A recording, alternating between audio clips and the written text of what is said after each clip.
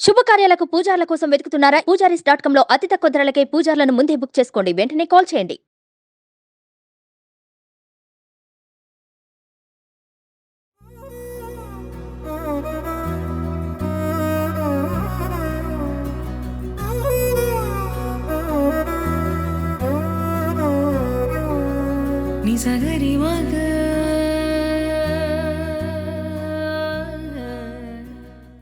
జై శ్రీమన్నారాయణ. జయ శ్రీమన్నారాయణ. గురుగారు, ఇప్పుడు మనం శ్రీ రామ దాసాంజనేయ స్వామి వారి ఆలయం సింఫోనీ పార్క్లో ఉన్నాం. చాలామంది నిత్య జీవితంలో గుడికి వెళ్తూ ఉంటారు, కానీ ఇంటి నుంచి డైరెక్ట్ వచ్చి గుళ్ళో అడుగు పెడతా ఉంటారు. కానీ సర్వసాధారణంగా ఒక గుడికి వెళ్ళేటప్పుడు దేవుణ్ణి ఎలా దర్శించుకోవాలంటారు? చాలా మంచి ప్రశ్న. ఇది మనందరం తప్పకుండా తెలుసుకొని దీన్ని ఆచరించాలి. చాలా ఈజీగా అర్థమయ్యేట్టుగా ప్ర అనే ఒక అక్షరాన్ని మనం గుర్తుపెట్టుకోవాలి. 5 ప్రాలు. ఆ 5 ప్రాలు ఏంటో మనం ఇప్పుడు తప్పకుండా తెలుసుకుందాం ఒకటి తర్వాత ఒకటిగా. ముందు ప్రవేశము అంటే దేవాలయాలకు ప్రవేశించేటప్పుడు కాళ్ళు కడుక్కుంటాం. ఎందుకు కడుక్కుంటామండి అంటే మన మనసులో ఏవేవో ఆలోచనలు ఉన్నాయో వాటన్నిటినీ కూడా మనం వాటిని బయటే వదిలేయాలి. ఆ వదిలేసి పాదపక్షాల తర్వాత మన మనసులో పరమాత్మనే ధ్యానిస్తూ ఆయన విషయాన్నే తెలుస్తూ వెళ్ళాలి. మనం పాదపక్షాలు చేసుకుందాం.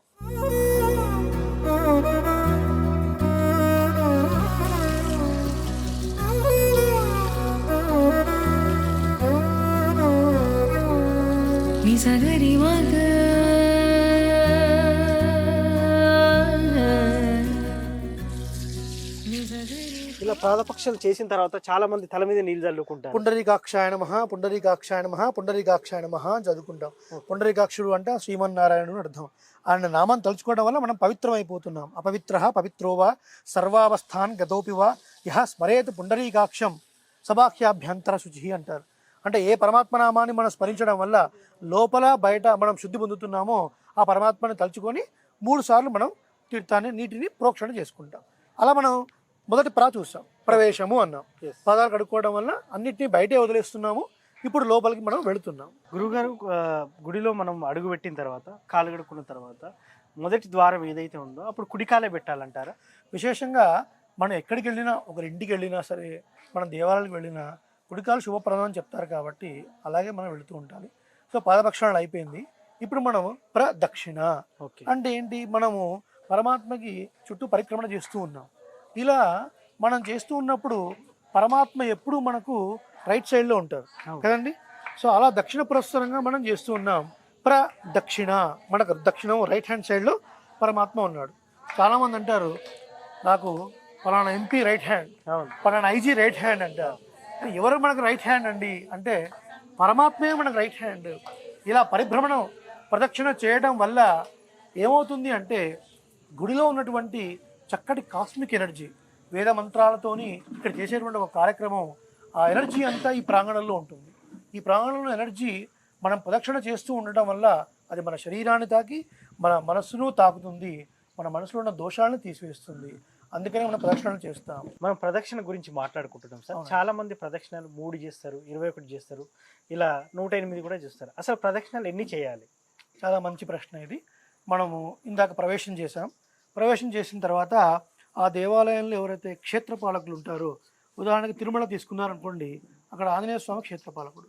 ఆ క్షేత్రపాలకుడు ఒకసారి నమస్కరించి ఆ తర్వాత ధ్వజస్తంభం దగ్గరికి వచ్చి ఆ ధ్వజస్తంభం దగ్గర ఒకసారి మనం నమస్కారం చేసి ప్రదక్షిణలు ముఖ్యంగా 3 చేయాలి అని చెప్తారు.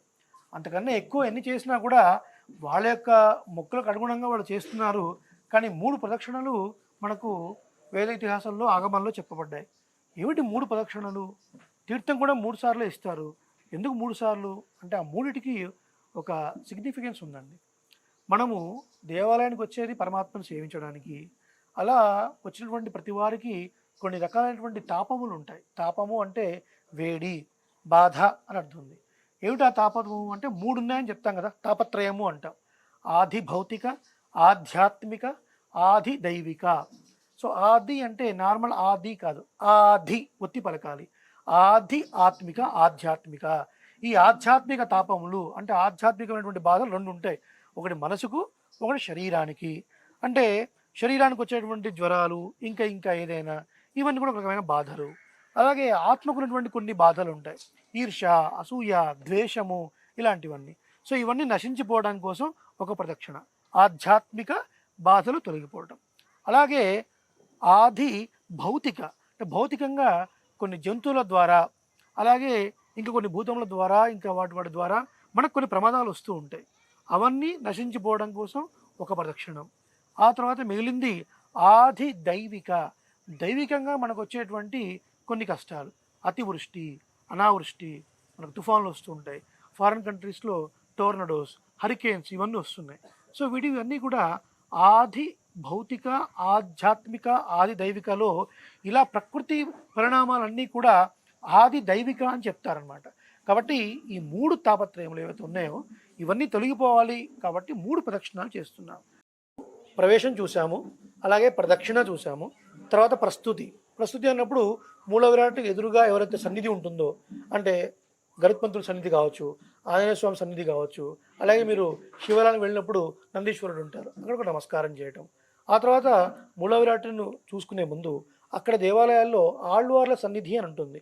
భగవంతుని యొక్క కళ్యాణ గుణంలో పూర్తిగా అనుభవించినటువంటి వారు పరమ భక్తులు, వారిని ఒకసారి నమస్కారం చేసి వారికి, ఆ తర్వాత మనం మూల విరాట్ దగ్గరికి వచ్చి పెద్దల ద్వారా ఆయా భగవంతుని గురించినటువంటి కొన్ని శ్లోకాలు, ఉదాహరణకి మనం వెంకటేశ్వర స్వామి గుడికి వెళ్ళామనుకోండి, వెంకటాద్రి సమస్థానం బ్రహ్మాండే నాస్తికించిన వెంకటేశ సమోదేవో నా భూతో నా భవిష్యతి అంటారు. ఇక్కడ ఉన్న స్వామి శ్రీరామదాస ఆంజనేయ స్వామి వారు. మన ఇక్కడికి వచ్చినప్పుడు ఈ స్వామిని మనం ప్రార్థన చేయాలి. గోష్పదీకృత వారాసిం మశకీకృత రాక్షసం రామాయణ మహామాల రత్నం వందే రిణాత్మజం అని మనం ఇక్కడ ప్రార్థన చేస్తున్నాం. ఏమిటి ఇక్కడ అంటే 100 యోజనాల సముద్రాన్ని ఆవు గిట్ట మోపేంత ప్రదేశంగా అవలీలగా దాటినటువంటి వాడు స్వామి హనుమ. 100 యోజనాలంటే అప్రాక్సిమేట్లీ 1300 కిలోమీటర్స్. అంత పెద్ద సముద్రాన్ని ఆవు పాదం మోపితే ఎంత ఈజీగా దాటొచ్చు అండి, చిన్న పిల్లవాడు కూడా దాటుతాడు కదా.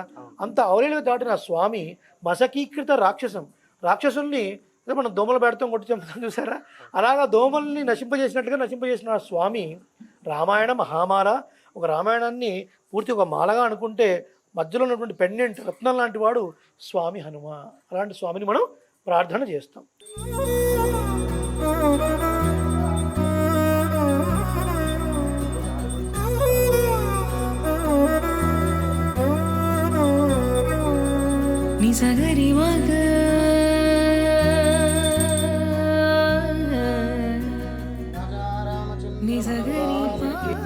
ఇప్పటి వరకు మనం 4 ప్రాలు చూసామండి.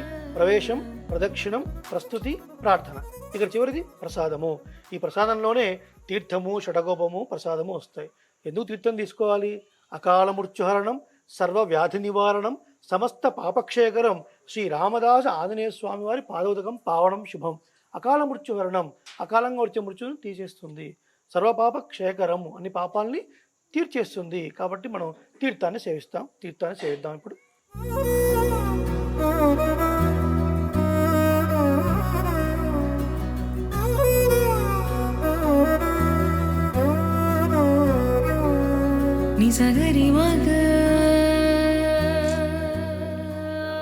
గురువుగారు, ఈ గుడి యొక్క స్థల పురాణం ఏంటి? జై శ్రీమన్నారాయణ. నా పేరు మాడభూషణ వేణుగోపాలాచార్యులు. గత 100 సంవత్సరాలకు పైబడే ఉంటుంది ఈ యొక్క దేవాలయం చరిత్ర. పూర్వకాలంలో ఇక్కడంతా కూడా పంట పొలాలు ఉండేవి. ఒక పెద్ద పుట్టలో స్వామివారు ఉండడం జరిగింది. అలా ఒకానొక సందర్భంలో బాలరాజ్ సింగ్ అనే ఒక భక్తుడికి కలలో ప్రత్యక్షమయ్యి స్వామివారు, నేను పలానా చోట ఉన్నాను, వెతికి తీయండి అని చెప్పగానే 21 మంది బ్రాహ్మణులందరూ కూడా 11 రోజుల పాటు యజ్ఞయాగాది క్రతువులు చేసి ఆ యొక్క పుట్టని తవ్వగానే స్వామివారి యొక్క రూపము ప్రత్యక్షమైంది. ఆ స్థలంలోనే పెద్ద బావి కట్టి ఇక్కడ సింబనీ పార్క్ హోమ్స్ ప్రజలందరూ కూడా పూర్వకాలంలో ఇక్కడ తీర్థం నీళ్లు తాగేవాళ్ళు. ఆ యొక్క బావిలోవి మీరు స్వామివారి మూల విరాట్ చూస్తే కనుక స్వామివారి తల భాగం పక్కన ఒక విరిగిన ముక్కలా కనబడుతుంది. అక్కడే గడ్డపారతో తవ్వుతున్న క్రమంలో ఆ యొక్క ముక్క విరగడం జరిగింది. ఇక్కడ స్వామివారు స్వయం వ్యక్తంగా స్వయంభుగా వెలవడం జరిగింది. మీరు ఇక్కడ ఉన్నటువంటి రావి చెట్టుని చూస్తేనే తెలుస్తుంది. దాదాపు 100 సంవత్సరాలకు పైబడే ఉంటుంది ఈ యొక్క దేవాలయం. ఇక్కడ ఎవరైనా భక్తి శ్రద్ధలతో 41 రోజుల పాటు ఎవరైతే స్వామివారిని ఆరాధిస్తారో వారికి తీరని కోరిక అంటూ ఉండదు. ఈ యొక్క దేవాలయం పేరే చాలా విచిత్రంగా ఉంటుంది. సాధారణంగా ఎక్కడ చూసినా అభయాంజనేయ స్వామి దేవాలయం, వీరాంజనేయ స్వామి దేవాలయం, భక్తాంజనేయ స్వామి దేవాలయం చూస్తుంటాం. కానీ ఇక్కడ చూస్తే కనుక శ్రీరామదాసాంజనేయ స్వామి దేవాలయం, అంటే రామచంద్రమూర్తి యొక్క దాసైనటువంటి హనుమంతుడు ఎప్పుడైతే శ్రీరామదాస్ అని ఎవరైతే పిలువబడతారో వాళ్ళందరికీ కూడా అనేక సకల శుభాలు కలగజేస్తుంటాడు స్వామి హనుమ. ఇక్కడ చాలా విశిష్టమైనటువంటి దేవాలయం. ప్రతి ఒక్కరు కూడా ప్రతి ఒక్క కార్యక్రమం ఇక్కడ విశేషంగా జరుగుతూ ఉంటుంది. తద్వారా సకల జనులందరూ కూడా అనేక రకాలుగా స్వామివారి యొక్క అనుగ్రహానికి పాత్రులయ్యారు. అలా ఇక్కడ ఈ యొక్క స్థల పురాణం అనేది చెప్పడం జరుగుతుంది. 1982లో ఈ యొక్క దేవాలయం అనేది స్థాపించడం జరిగింది. అలా దినదినాభివృద్ధిగా అప్పట్లో ఎటువంటి స్వామివారికి నీడలాగా ఏది ఉండేది కాదు. గత కొన్ని 4 సంవత్సరాల నుంచి ఈ యొక్క ఆలయం దినదినాభివృద్ధిగా అవుతుంది. తద్వారా ఒక్కొక్క కార్యక్రమం దిగ్విజయంగా అంగరంగ వైభవంగా స్వామివారి యొక్క కార్యక్రమం జరుగుతుంది. మీరందరూ కూడా సుమన్ టీవీ యాజమాన్యానికి, సుమన్ టీవీ చూసే ప్రజలందరికీ స్వామి హనుమ పరిపూర్ణ అనుగ్రహం కలగాలని మా ద్వారా తెలియజేస్తున్నాం. స్వస్తి. దాసాంజనేయ స్వామి వారి స్థల పురాణం గురించి చాలా చక్కగా వివరించారు గురుగారు. Thank you so much. ధన్యవాదాలు. తీర్థం తర్వాత షడగోపం తీసుకుంటాం. ఏమిటి షడగోపము అంటే? షఠము అనే వాయువుని కోపించిన వారు నమ్మాళ్ళవార్లు, వారు భగవంతునికి పాదుకా స్థానీయులు. కాబట్టి ఆ షడగోపాన్ని మనం తీసుకోవడం వల్ల పరమాత్మ యొక్క అనుగ్రహం మనకు కలుగుతుంది, ఆయనకు సంబంధించిన భక్తి మనకు కలుగుతుంది. అది షడగోపంలో ఉన్నటువంటి అంతరార్థం. ఇకపోతే చివరిది మనందరికీ ఇష్టమైనది ప్రసాదం. ప్రసాదయతి ఇది ప్రసాద. ఏది తీసుకోవడం వల్ల మన మనసు నిర్మలం అవుతుందో దాన్ని ప్రసాదం అంటాం. ఇంట్లో పులిహోర చేస్తామండి, అప్పటిదాకా పులిహోర, పరమాత్మ నివేదన చేయగానే ప్రసాదం అవుతుంది. అట్లా ఏదైనా అంతే. కాబట్టి ఏది తీసుకోవడం వల్ల మన మనసు నిర్మలం అవుతుందో దానికి ప్రసాదం అని పేరు. కాబట్టి భగవంతుడు మనం ఎన్ని కేజీలు చేసినా ఆయన ఆరగించిన తర్వాత అదేమీ తగ్గదు. ఏం చూస్తాడు ఆయన? మనం ఎంత ప్రేమతోని భక్తితోని ఆ ప్రసాదం చేశాము, ఆయన పూజ చేశాము, ఆ పై లేయర్ మాత్రమే ఆయన చూస్తాడు తప్ప ప్రసాదం నేరుగా స్వీకరించాడు. అలా పరమాత్మ చూపులు పడినటువంటి దాన్ని ప్రసాదము. దాన్ని మనం స్వీకరించడం వల్ల మన మనసులో అనేక దోషాలు పోయి చక్కటి పరమాత్మ యొక్క అనుగ్రహం మనకు కలుగుతుంది. ఇది సూక్ష్మంగా ప్రవేశం, ప్రదక్షిణం, ప్రస్తుతి, ప్రార్థన, ప్రసాదం. 5 ప్రాల గురించి ఇంత అర్థం పరమార్థం ఉంటుందని ఎవరికి తెలియదు. దాని గురించి పూర్తిగా వివరించినందుకు థ్యాంక్ యూ. అనేక మంగళాశాసనాలు. సమస్త సన్మంగళాన్ని భవంతు. జయ శ్రీరామ్. జై శ్రీరామ్.